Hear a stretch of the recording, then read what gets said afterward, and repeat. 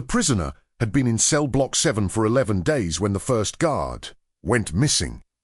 This was not, on its face, a remarkable fact. Guard absences happened.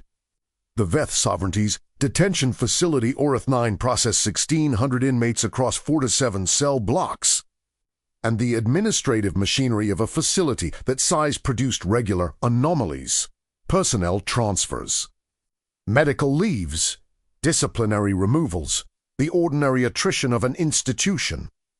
The first absence was filed as a transfer. Guard Sub-Officer Tith Ras, assigned to Cell Block 7's secondary rotation, was logged as transferred to Facility Kareth 0400 on the 12th day. The transfer documentation was in order. The signatures were present. The receiving facility's confirmation arrived the same morning. It arrived in a format that was standard and correct and that the facility's administrative AI processed without flagging. It arrived from a receiving facility transmission address that was. When someone eventually checked, which was not on the 12th day, one character different from the actual Kareth 4 address. No one checked on the 12th day. On the 15th day, Guard Senior Officer Vethkal went missing. This one was logged as a family emergency. The documentation was present and processed. On the 19th day, 2 guards from Cell Block 7's primary rotation were simultaneously logged as medical leave. Different facilities, different documentation, correctly formatted, processed without incident. On the 21st day, the facility's day shift supervisor reviewed the Cell Block 7 staffing report and noted that the block's guard complement had declined from 12 to 7 in 10 days. She filed a staffing request. The staffing request was processed. Replacement personnel were assigned.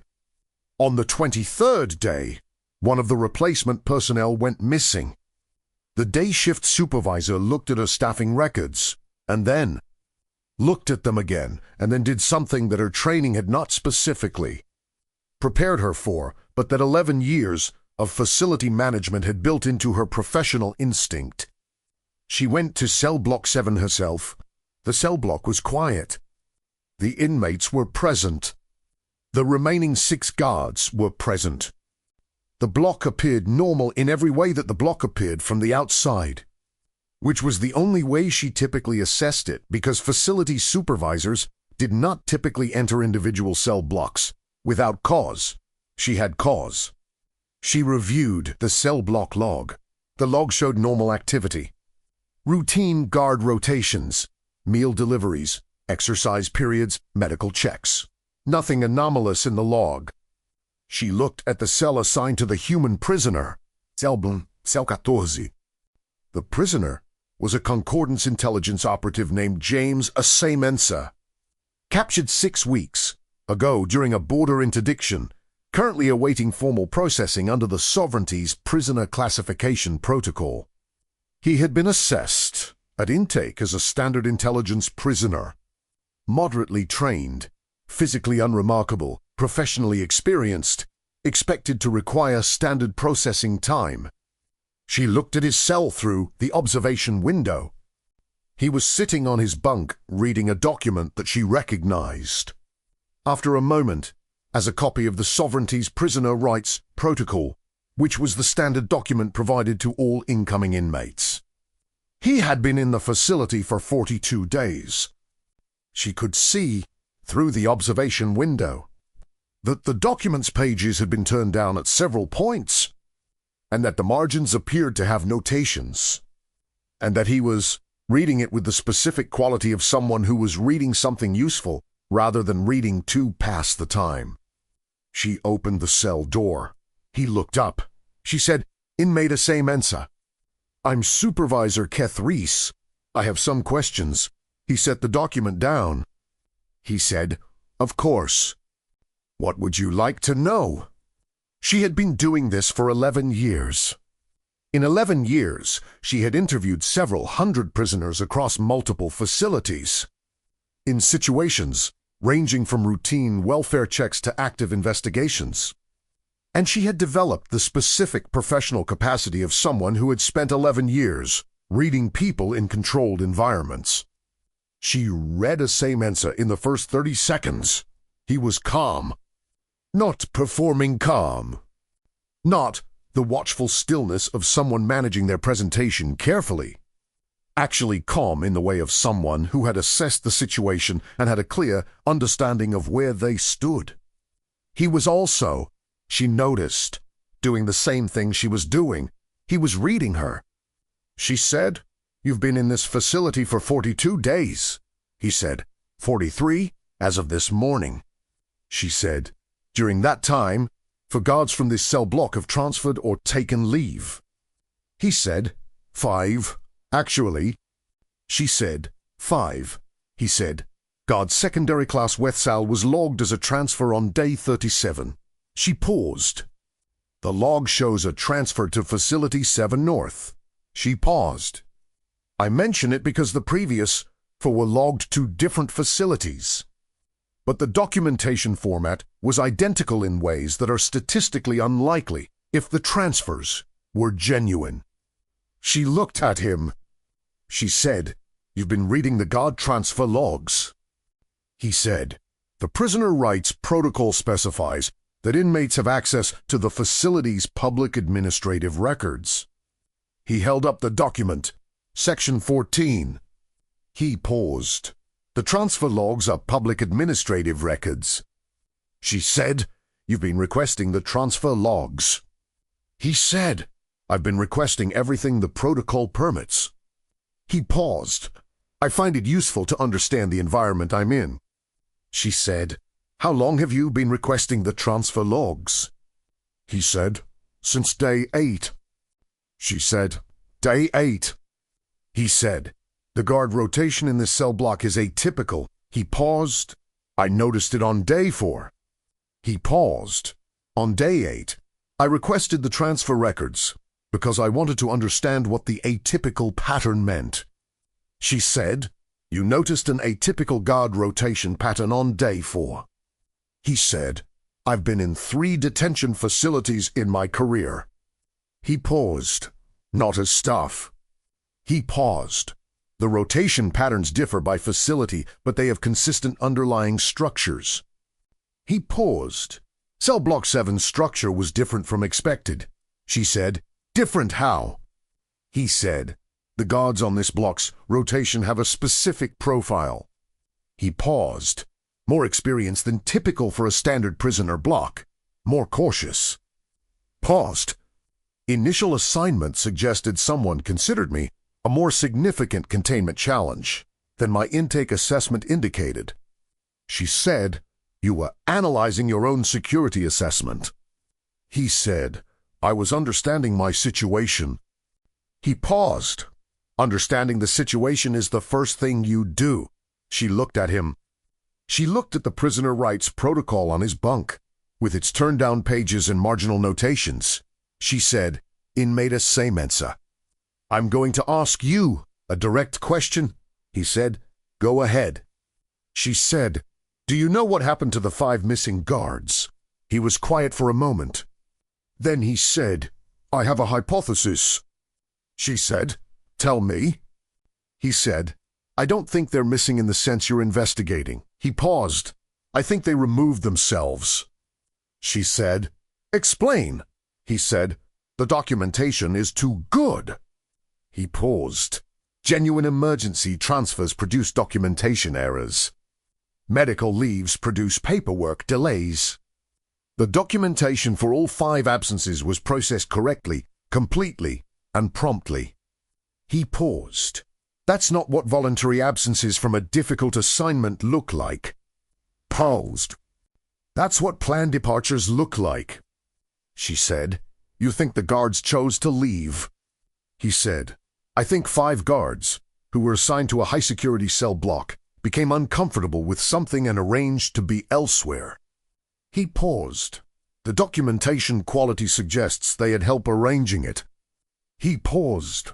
"From inside the facility." She was very still. He said, "I'm telling you this because you came in here asking questions." which means you've noticed the same pattern and you're concerned about it. He paused. I'd rather you have accurate information than inaccurate information. He paused. Accurate information produces better outcomes. She said, better outcomes for whom? He said, for everyone. Paused. If 5 guards were made uncomfortable and departed, the question of what made them uncomfortable is more important than the question of where they went. He paused. The where is administrative. He paused. The what is a security issue. She said, what made them uncomfortable? He said, I have a hypothesis about that too. She said, tell me. He said, I'm not going to tell you the hypothesis. He paused. I'll tell you something else instead. Paused. I'll tell you that if you conduct a formal administrative review of Cell Block 7's staffing changes over the past 43 days, using access levels above standard public records, you will find something that the public records alone don't show.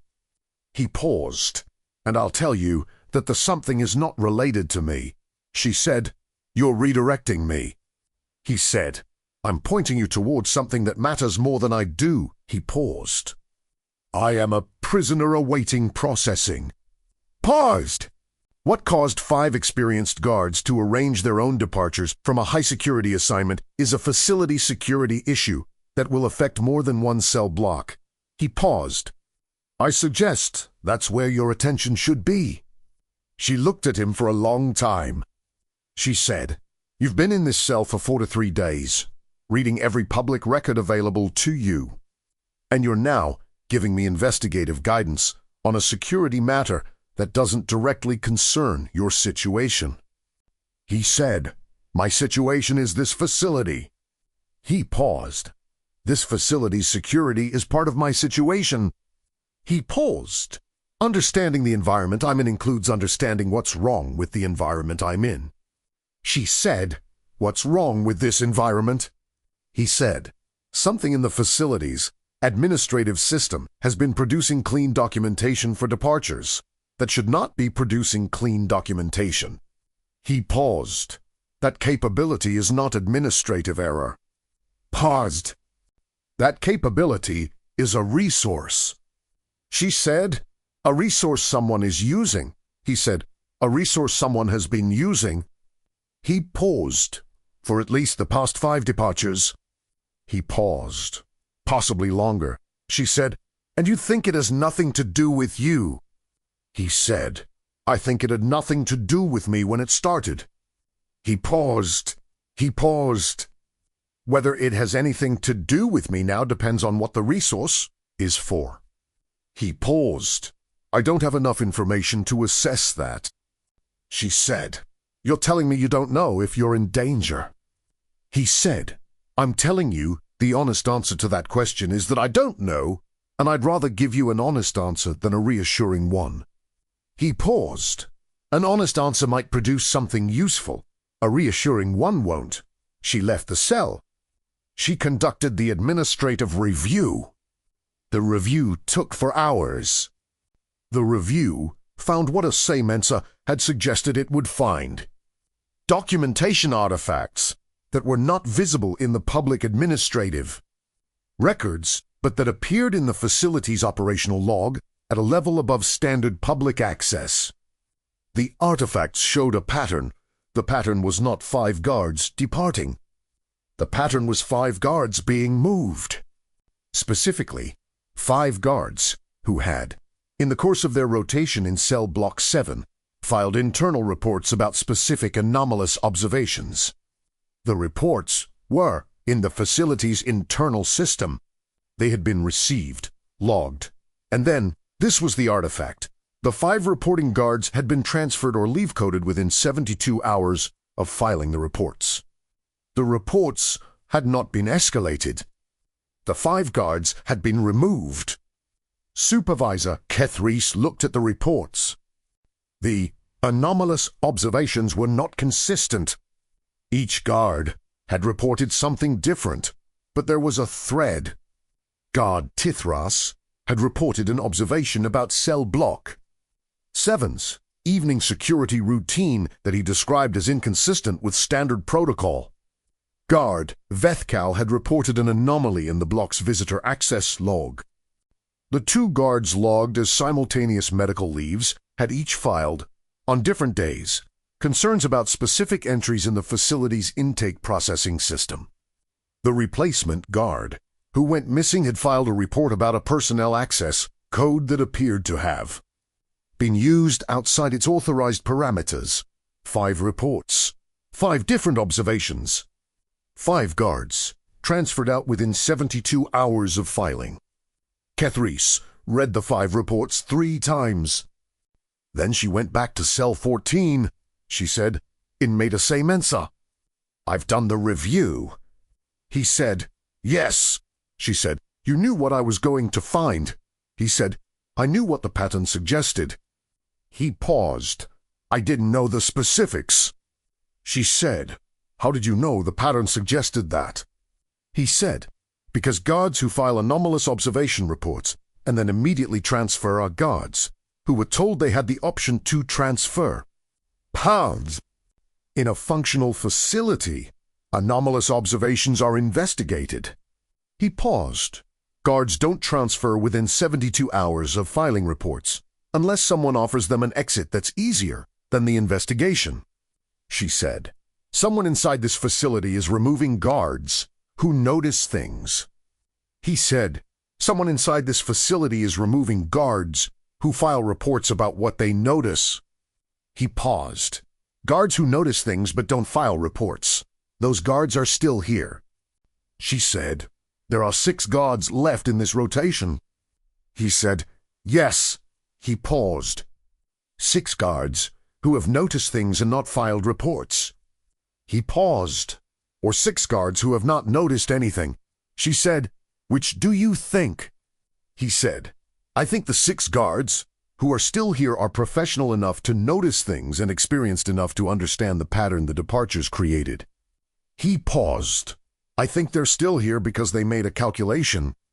She said, "What calculation?" He said, "That staying was more important than the easiest exit." He paused. He paused again.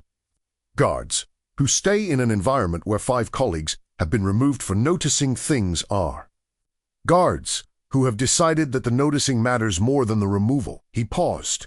"That's a specific kind of professional." She said, "You've been assessing the remaining guards." He said, "I've been understanding my environment." He paused.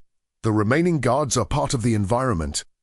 She sat down, which was not something facility supervisors typically did in prisoner cells during interviews.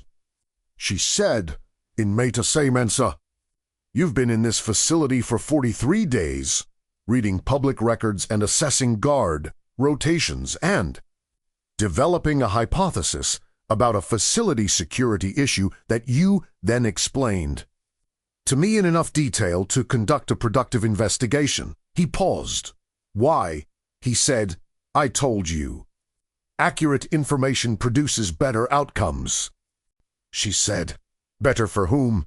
He said, "For you." He paused.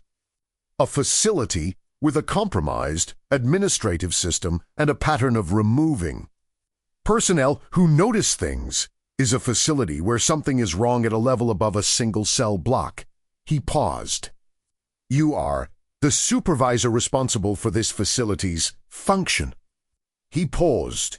"You came to this cell block because your professional instincts told you something was wrong." Paused. "I gave you the information to confirm those instincts and to point you toward the level at which the problem exists." He paused. "That's useful to you," she said. "And what is it to you?" He said, "I've been in this facility for 43 days. He paused. "I will be here for an indeterminate period pending processing." He paused. "The quality of this facility's administration affects my situation directly." He paused. "A facility with compromised administration is less predictable." Paused. "Less predictable is less safe." He paused. "For everyone in it, including me." She said, You want the facility to function correctly because you're in it. He said, I want the facility to function correctly because that's the right answer. And because I'm in it, yes. He paused. Both of those things are true simultaneously. She said, What do you need from me?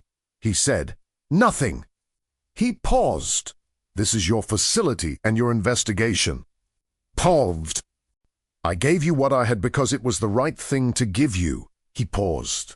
What you do with it is your decision. She said, I could have not come to this cell. He said, Yes. She said, If you hadn't told me what to look for, the investigation might have gone nowhere. He said, It might have. He paused. Professional instincts are real, even when they lack specific direction. He paused. You would have found something eventually. She said, Eventually might have been too late. He said, Possibly. She said, Why did you tell me now?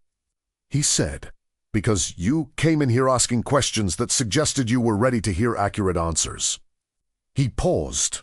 People who aren't ready to hear accurate answers don't ask the kind of questions you asked. He paused. I've been waiting for someone to ask those questions for 43 days. She was very quiet. She said, You've been waiting. He said, I've been understanding my environment and waiting for the moment when what I understood could be useful. He paused. The moment came when you walked through that door. She said, You can't have known I would come. He said, No. He paused. But I could prepare for if someone came. He paused. Preparation doesn't require certainty about the timing. He paused. It just requires that when the moment arrives, you have something ready. She stood. She said, I'm going to escalate this investigation to the facility director. He sighed yes. She said, I'm going to recommend that your case file be flagged for immediate processing review. He said, I appreciate that. She said, Not as a favor. He paused. Because your observations are part of the investigation record, and the investigation record needs to document where the information came from. He said, I understand. She moved toward the door. He said, Supervisor Kethreese. She stopped. He said, The 6 remaining guards. He paused. The ones who stayed when they had the option to leave. She said, Yes. He said, They knew something was wrong and they stayed anyway. He paused. In the investigation, I'd suggest treating that as a relevant data point about their character. She said, I'll note it. He said, Whatever the investigation finds, those 6 guards made a decision that cost them something. He paused. That deserves acknowledgement somewhere in the record. She looked at him. She said, You're advocating for the guards who stayed. He said, I'm noting what their decision suggests about them. He paused. The investigation will look at what the departing guards were removed to prevent them from finding. He paused. The remaining guards decided the finding was more important than the exit. He paused. That's worth noting. She said, I'll note it. She left. She escalated the investigation. What the investigation found over the following 3 weeks was not simple and is not the subject of this story. It involved the administrative system's compromised access layer, a longer pattern than 5 guards. And people well above Cell Block 7's rotation who had preferred that certain things not be noticed. The investigation found all of it. Not because the investigation was especially clever, or especially resourced, or especially well-directed at the start. Because a prisoner in Cell 14 had spent 43 days reading every document the prisoner writes protocol permitted him to read. In a facility where something was wrong, waiting for the moment when what he had read could be useful. The moment had come. He had been ready. A semensa was formally processed and transferred to a different facility during the investigation's 3rd week. The transfer was legitimate. Before he left, Supervisor Kethreese came to his cell one final time. She said, Your processing is complete. Transfer is authorized for tomorrow morning. He said, I see. Thank you for letting me know. She said, "The investigation has produced significant findings." He said, "I'm glad." She said, "The 6 guards have been formally recognized in the facility record for their decision to stay." He said, "Good." She was quiet for a moment. She said, "In Meta Semansa, in 11 years of facility management, I have had many interactions with prisoners." He sighed as. She said, "The interactions generally fall into predictable categories." He said, "I imagine they do." She said, "You don't fall into any of them." He said, "I'm sorry if that's been inconvenient." She said, "It hasn't been inconvenient." She paused. "It's been," she paused longer, "educational." He said, "For me too." She said, "What did you learn?" He said, "That the right information at the right moment still requires someone willing to receive it." Paused. "You came to this cell because your professional instincts were working." He paused. "Without that, the information doesn't matter." He paused. "The information and the willingness to act on it both are necessary." He paused. "I had one. You had the other." She said, "It took both." He said, "It always does." She said, "Good luck with the transfer." He said, "Good luck with the investigation." She left. He packed the small number of permitted personal items into the permitted personal bag. He left the prisoner rights protocol on the bunk. It had served its purpose. The notations in the margins were, he reflected, some of the most useful reading he had done in a long time. He had been in this facility for 43 days. He had understood his environment. When the moment came, he had been ready. That was enough.